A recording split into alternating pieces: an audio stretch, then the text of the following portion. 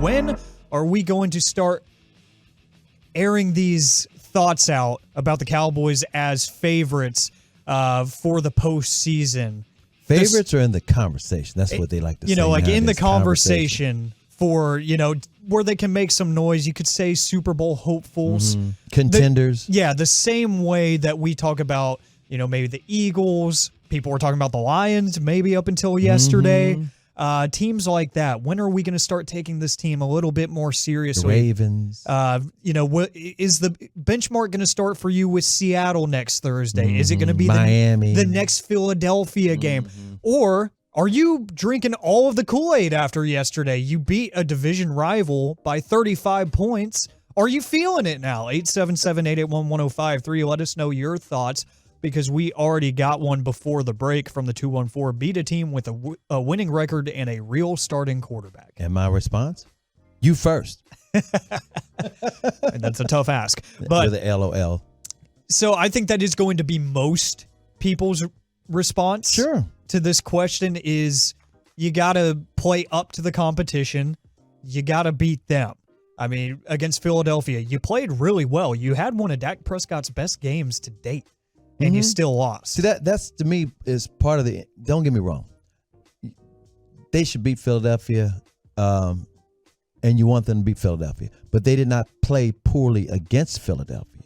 And Philadelphia actually is coming off the Super Bowl. They didn't win the Super Bowl, but they played well enough against Kansas City last year to win the Super Bowl. And then they, of course, beat Kansas City just this past Monday night. With all that being said, there was nothing embarrassing about the way the Cowboys played against Philadelphia. They didn't beat them. And again, bottom line is they didn't win. Let's get to the playoffs. I think they'll have no problem against Philadelphia here in a couple of weeks. And I don't think they'll have a problem of fear or they don't match up well. You can't even say that against Philadelphia. San Francisco, that's the team they can't seem to beat. And I remember way back in the day, for whatever the reason, the Cowboys couldn't beat the Pittsburgh Steelers. No matter what, Tom Landry could not beat the Pittsburgh Steelers. Ironically, that's the last team the Cowboys beat in the Super Bowl was the Pittsburgh Steelers. Another note, just recency.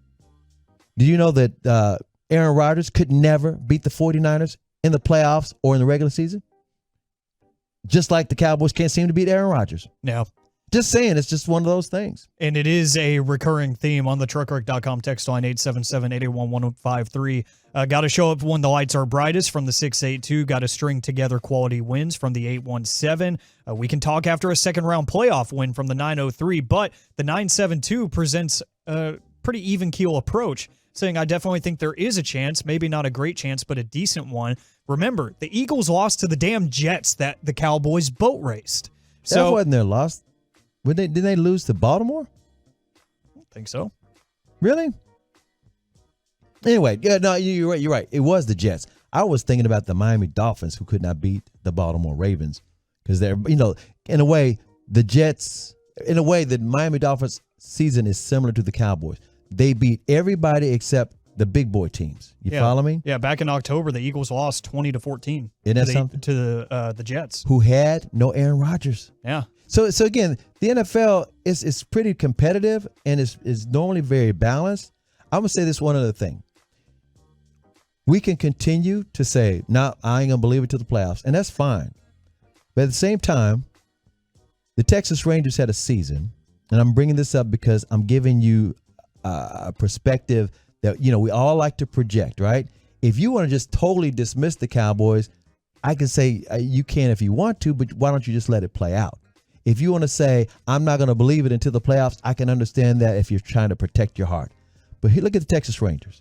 Texas Rangers this season, first half of the season, blowing out everybody. Second half of the season, actually from August on, you didn't know what you were going to get. They could win 8 in a row and they'd lose 6 in a row. And guess what? The team they could not beat no matter what, just like the Cowboys could not seem to beat the 49ers, they could not beat the Astros until they did. You follow what I'm saying? Until they did. So if you're a fan that traffics in fear or traffics in woe is me, you can have that Cowboys will never. The Cowboys will never until they do. And then you could be one of those Ranger fans, the Rangers will never. They'll never win the World Series. They'll never beat the Astros. They can't get past the Astros. And then where were you when they did it? Were you either happy or were you just mad because you were wrong? I'm throwing that out there because there are going to be some fans out there, Cowboy fans, say they're Cowboy fans, that will be mad when the Cowboys finally beat somebody in the playoffs. You're going to be mad because you're so busy trying to say they will never. They will never. I got to say something. I totally enjoyed the Rangers win the World Series. I don't know about you. I totally enjoyed the Rangers beating the Astros. I don't know about you. And in the words of Corey Seager, I wonder if the Rangers would never have won the World Series. I guess we'll never know. Yeah, from the 6. So it's just the way you look at it. People projecting is a sport. If you want to project the Cowboys will never, that's up to you. But if you want to say, prove it to me, I understand that as well. Prove it to me. Doesn't mean that they won't. From the 682, have fun till they're done. Why not? I like that motto. Enjoy it and have a little bit of faith. The journey is the reward. I'm telling you. So you can say, every time the Cowboys win a game, you can say, but they didn't beat anybody. And then what did you enjoy? Nothing. Follow what I'm saying? And then when they do beat somebody, are you going to be mad because they did? That's where I'm going with it. Why? From the 817, not dismissing the Cowboys, just want to beat someone somewhere we're not supposed to. How about the Eagles on something? Somebody's going to say, well, you're at home. The Cowboys have won 13 straight home games. They beat the Eagles at home in a couple of weeks. There'll be people who say, so it was a home game. It don't mean anything. From the 214. They're not going to have home field advantage in the playoffs. Interesting point. Cowboys and Eagles have played 4 of the same opponents this year, and the Cowboys outscored them by 113. Eagles only beat those teams by 30. We ain't that bad. Mm-hmm. And the narrative of, and I fully understand, beat a good team. Beat a team over 500. You've only played 2 of them. You have only played 2 of them. Right, they're not on, that's all you got on your schedule. If you had Baltimore on your schedule, if you had Kansas City on your schedule, I mean, come on, and there'll be some people who say, well, Kansas City ain't any good this year. They're just playing with their food. Yeah, they don't make their own schedule. It's not their fault that these teams have underperformed because there are some teams that probably should have been better that they have played, like the Chargers. Fully expected the Chargers to have a couple wins going in. I like what the 214 just texted in. This is from hashtag DC for life. He says, this upcoming 6-game gauntlet will tell us all we need to know. Now, I like that perspective. If you're going to project, say, let me see what they do the 6-game schedule. And that 6 games looks like this. You have the Seahawks this coming Thursday at home. Then you host the Eagles December 10th. And then you have a fun little road trip where you have to go play the Bills in Buffalo December 17th. And then in Miami against the Dolphins on Christmas Eve. Then you host the Lions for the Jimmy Johnson game. That's what everyone's going to call it. And then you end the season with the Commanders. Woohoo. Yeah. You say that they tripped him up last year. They did, but hopefully it's better weather this time around. Yeah. Because it will be on the road out there at FedEx Field. Again. And hopefully the hot water is working out there as well. Yeah, that would be nice. Some warm showers? Yeah, before and after the game would be nice. But yeah, you do have some NFC opponents there, and then sprinkled in, you have some uncommon opponents with the Bills and the Dolphins that will give you trouble. And hey, the Dolphins are the Cowboys of the AFC. Something's got to give there. It's 2 teams that aren't beating better opposition. Something's got to give at Hard Rock. Something's got to give there. So that is going to be the benchmark there for me, is going to be those 2 AFC opponents on the road, back-to-back weeks, going from Buffalo to Miami to, when they're on, explosive offenses. I still don't know what I'm going to get out of Josh Allen with Joe Brady out there as his offensive coordinator now. How about Jerron Bland having a 7th game? Let's extend that record. Let's extend that record. Made to order. That would be made to order. That would be nice. And we just saw the Seahawks kind of implode yesterday, last night on in the Thursday night game against the 49ers. Look what happened when they played against higher opposition. They faltered. They could only put up 13. Their offense was not moving much at all. And you have a good matchup there now because their offensive line is starting to fall apart. They had to sign Jason Peters, the 450-year-old, off of their practice squad. 450. You mean former Cowboy, former Eagle, former, what else would he? Yeah, and future Hall of Famer. He's definitely a Hall of Fame, but he's on his last leg. All respect, and he had to leave the game with an injury yesterday. So they're already running on fumes out there in Seattle. They have to come to AT&T, where the Cowboys have won 13 straight. Maybe this will be the spark. This Thursday. This coming Thursday, and you can hear it right Circle your here calendar. on 105.3 The Fan, of course. But since it seems to be a common theme that, you got to play better against better teams, is there anything that's giving you hope? I want to pose that question. Is there anything that you've seen in these absolute routings of lesser opponents that you are saying that is something that could push them to success against better teams? Because ever since the San Francisco 49ers lost, an embarrassment in that game, I've seen a lot of things that have changed. I've seen a lot of improvement across the board. It seems like the defense is starting to play better. Looks like the run defense is starting to step up little by little. Deron Bland is playing out of his mind. Even the safeties look like they're playing a little bit better. Donovan Wilson had a little bit of a rough time yesterday on a couple of plays, but Jaron Kearse is starting to look like that field general that he didn't play yesterday, but he is that field general. Yeah, he all started. season.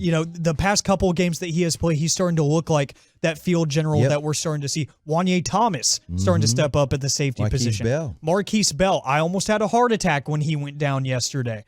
You could start the Shaq Leonard conversations after that. But one thing that has stood out to me, and I talked about it earlier, and I would like to hear from Dak Prescott about, is the red zone offense. I think that is something that needs to be consistent as all hell if you want to play and really hang in there with these better teams like the Bills, like the Dolphins, that have some key playmakers on the defensive end. Because, hey, when you're in that shrunken field in the red zone, the last few guys I want to go against, Xavier Howard, Jalen Ramsey, Bradley Chubb, guys like that, you're going to have to find success against them on Christmas Eve. So let's hear from Dak Prescott about the red zone offense. This will be cut number 31. What's changed really since that 49ers game? Yeah, I think it really just goes back into doing things that we've done since the spring, and plays that we've got a lot of reps at, and plays that we're confident in, plays that's got answers regardless of whatever they run. Not trying to, be pretty and dial up, the exact coverage beater, rather than we've got guys. We've got guys that can win. We've got guys that understand their leverage, guys that understand where they need to be if it is zone, or who needs to win if it's man. And so, getting back to what we're all most comfortable with. Speaking of comfort and Dak, we've been talking about his gaudy numbers since the 49ers game. Did you know he's now thrown 18 touchdown passes and only had 2 picks since the 49ers game? Yeah, he's been absolutely incredible. You're starting to see the play calling is starting to kind of supplement that and help fuel that, which is nice to see. But Dak Prescott, since the 49ers game, as you mentioned, has been absolutely lights out.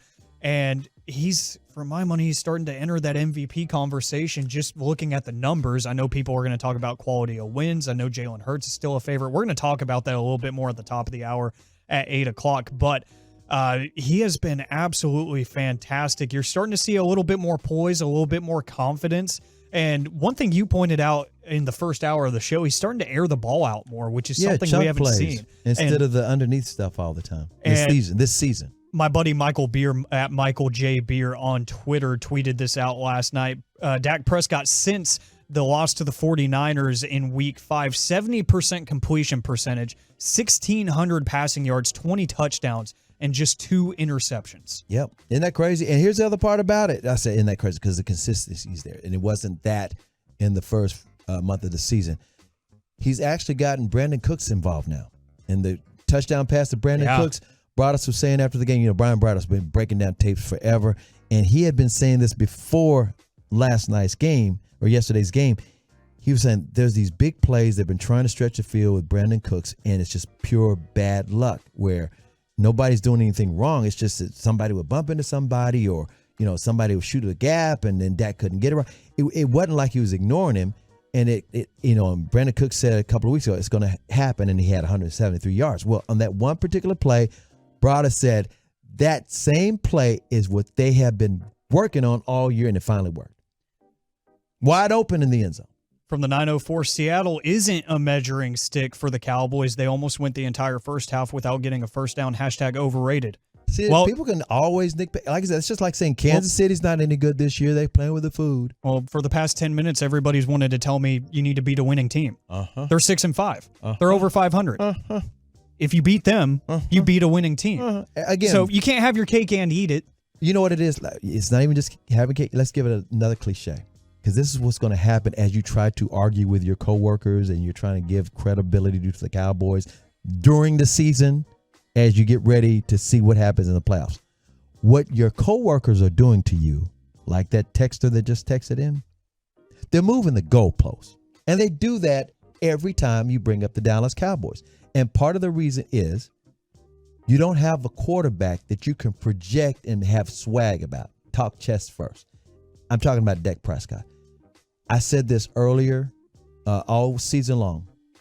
The problem for Cowboy fans is all NFL fan bases like to brag on their arm talent quarterback. In other words, if you've got a Patrick Mahomes, a Joe Burrow, a Josh Allen, a Tua, I'm just talking about guys with insane arm talent. They can say, we got a chance. Even down in Jacksonville, you got Sunshine. You follow me? Those guys might be struggling in a game or two. Aaron Rodgers out. But still, you can say, oh, we got a chance because you got arm talent quarterback. Dak Prescott is a very good quarterback. He gets the most out of his abilities. He's also very, very smart. And he's got a winning record. He's always there. You can never say he's arm talent guy. You're never going to say he's one of the top 3 arm talent quarterbacks, but he's a top 10 quarterback. And because you can't project, like you can project, oh, Josh Allen's going to win a Super Bowl before it's over with. He may never win a Super Bowl, but he's got arm talent. Tua may never win a Super Bowl, but he's got arm talent. You like to brag on arm talent. And Cowboy fans cannot say, well, our guy, Dak Prescott. And because they can't say that, you're going to have the moving of the field goals. Moving field goals around. It's true. I'm just saying what it is. And I posed the question, is there anything that's giving you hope? And I like the couple of responses we got after that question from the 904, from the 540, the passing connections, and then the 817 kind of going off of that. I'm encouraged by the receiving core as a whole with CeeDee Lamb. It gives me so much hope for the postseason. And that's something that has really stood out the past couple weeks, and it goes hand in hand with Dak Prescott's improvement and consistency. Is he talked about it in that cut that we played a little bit ago about the red zone offense, was he said, we're not trying to do, the perfect play, the perfect coverage beater every time. It's just trusting that we have dudes. Yeah. We have guys that can make those plays on the outside and over the middle of the field. You're seeing that with CeeDee Lamb. You saw it, even though they didn't get any points out of it. The first drive of the game for the Cowboys on offense, they attacked the outside to CeeDee Lamb a couple of times because he was just absolutely slaughtering his coverage on the outside. It wasn't a play that was necessarily designed to beat a coverage, a check made at the line of scrimmage. It was, hey, CD, run down the field and beat your guy, and I'm going to throw you the ball. Yep. It's nice to see that there is a growing confidence and a connection between not just CeeDee Lamb. You're seeing it with Jake Ferguson, that ridiculous seam pass in the first half over the middle to Jake Ferguson that was right over the head of a linebacker, perfectly in the hands of the tight end. Dak Prescott has been lethal there in the seam patterns over the middle of the field, and even down the sidelines to guys like Brandon Cooks, to CeeDee Lamb. You're starting to see that confidence build with his receiving core. And then we got another text about the protection Dak has gotten the past few games. Again, lackluster pass rush from these opponents that you're playing, but still, these are NFL players that they're going to get home every now and then. Oh, yeah. No, they haven't. Against this front five that have better. They've finally gotten to play together for a few games and get a sense of rhythm with this offensive line. They're starting to play like that Great Wall of Dallas that all the national media always says, even when it's not necessarily true, Dallas has this great offensive line. You're starting to see the continuity. Tyler Smith, for my money, should be an all-pro this year. Tyler Biotish seems to, every time he has a bad rep, he comes back with 3 good reps.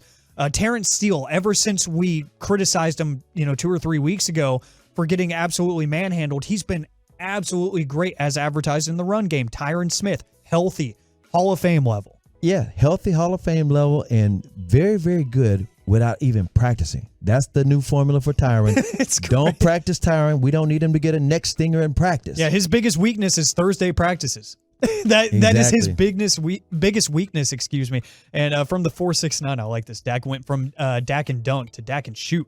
since San Francisco. He really did. He is firing down the field. And Yes, guess he what? is. Chunk plays. When you take risks, you get rewarded a lot of the time. You know, sometimes you're going to miss, and it happened a couple times yesterday, a few of those misses, but, you know, you can't score if you don't shoot.